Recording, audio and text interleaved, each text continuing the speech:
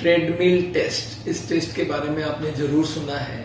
मैं आज आपको बताऊंगा ये ट्रेडमिल टेस्ट होता क्या है, इसका मतलब क्या है, क्यों करवाते हैं इस टेस्ट को। देखिए, ट्रेडमिल टेस्ट का मतलब क्या है। आपने सुना है ट्रेडमिल मशीन जो जिम्स में लगे होते हैं, जिसमें पैदल चलना होता है। तो हार्ट के पेशेंट का हमको ईसीजी लेना है जबकि वो पैदल चलेगा। तो ऐसा किया जा सकता है कि भाई ये आदमी ईसीजी मशीन ले ले, पेशेंट को चलाते रहे और साथ साथ ईसीजी मशीन लेके चले, तो ये तो संभव नहीं है। तो क्या किया जा सकता है ना, ट्रेडमिल में खड़े कर दो और वो मशीन को ऑन कर दो, पेशेंट को चलते रहना पड़ेगा और मशीन स्टेडी रही और मशीन से ईसीजी लगा दिया कंप्यूटर को। कंप्यूटर में से जो मशीन का जो लीड्स है उसको हमने चेस्ट में लगा दिया और पेशेंट को खड़ा कर दिया ट्रेडमिल मशीन में और धीरे धीरे उसकी चलने की स्पीड बढ़ा दिया। ये है ट्रेडमिल मशीन। क्या चेक कर रहे हैं इसमें हम लोग? चेक ये कर रहे हैं कि हार्ट को जब स्पीड बढ़ाया जाए तो उसको ऑक्सीजन में शॉर्टेज है या नहीं है। आदमी बोलता है सर ऑक्सीजन की शॉर्टेज कैसे पता चलेगा? अगर मैंने आपको ईसीजी के बारे में बताया था, ईसीजी में हम लोग जब ईसीजी देखते हैं डॉक्टर्स लोग, तो उसमें एक होता है एसटी सेगमेंट। जैसे ही हार्ट को ऑक्सीजन की शॉर्टेज होगा एसटी सेगमेंट नीचे उतरना चालू हो जाता है। तो हम लोग वो देखते हैं, ईसीजी चलती रहती है और उस पेशेंट को हम लोग बोलते हैं आपका जब भी ऑक्सीजन की शॉर्टेज होगी तो एसटी सेगमेंट नीचे आएगी, तो हम चेक कर जाएंगे, हम समझ जाएंगे कि इसका है प्रॉब्लम।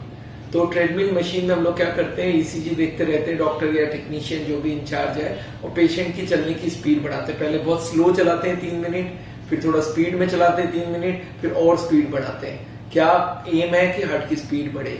एक नॉर्मल आदमी जब खड़ा होता है मशीन में तो मान लेते हैं उसकी स्पीड है 70, तो जैसे ही वो धीरे धीरे चलना शुरू करता है तो हार्ट की स्पीड बढ़ के 80 होती है, फिर 90 होती है, फिर 100 होती है, 110 होती है, 120 होती है, 130 होती है। तो कहां तक लेके जाना है?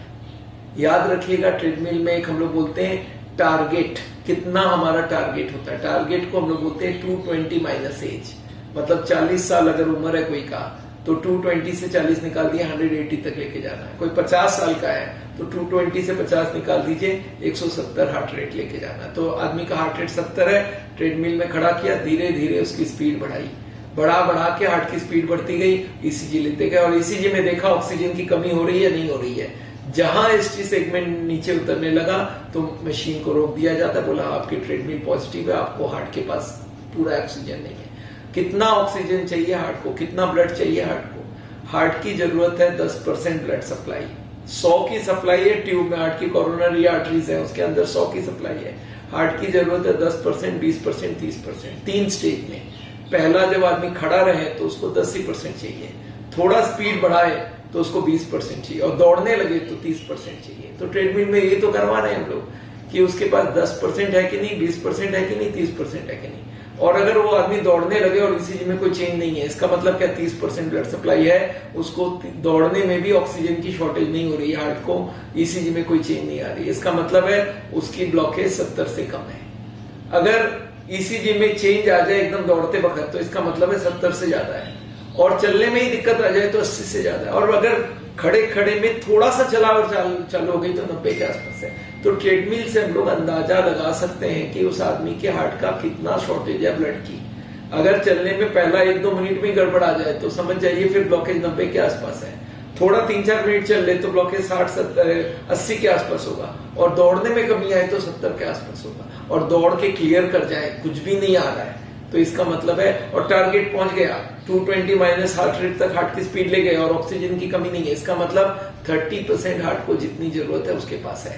तो ये ट्रेडमिल का मतलब आप समझ लीजिएगा। ट्रेडमिल अगर पॉजिटिव है, टीएमटी टेस्ट पॉजिटिव, मतलब है कि ऑक्सीजन पूरा नहीं है, चलने में या दौड़ने में ईसीजी में चेंज आ गई, डॉक्टर ने मशीन को रोक दिया और लिख दिया हार्ट की बीमारी है। और अगर ट्रेडमिल नेगेटिव आ गई, इसका मतलब क्या, उसने दौड़ा दिया और कहीं ऑक्सीजन की कमी नहीं है, तो टीएमटी नेगेटिव। टीएमटी नेगेटिव का मतलब क्या कि आप ठीक हो। ठीक का मतलब नहीं है 0 ब्लॉकेज हो, इसका मतलब है 70 से कम कहीं ना कहीं ब्लॉकेज होगा, हो सकता है 10% भी हो सकता है 50% भी हो। और ट्रेडमिल पॉजिटिव का मतलब ब्लॉकेज है। ट्रेडमिल से बहुत क्लियरली आदमी नहीं बोल सकता कौन से ट्यूब में कितने ट्यूब में ब्लॉक है। उसके लिए हम लोग को नेक्स्ट टेस्ट अगर कराना है, ट्रेडमिल अगर पॉजिटिव हो, आदमी बोलता नहीं मुझे ब्लॉकेज पता करना है, तो हम लोग नेक्स्ट टेस्ट बोलते हैं सीटी एंजियोग्राफी। दो तरह की एंजियोग्राफी, एक तार घुसा के होता है, एक बिना तार घुसाए होता है। मैं बोलता बिना तार घुसाए पता कर लो कौन सी ट्यूब में कितनी ब्लॉकेज है।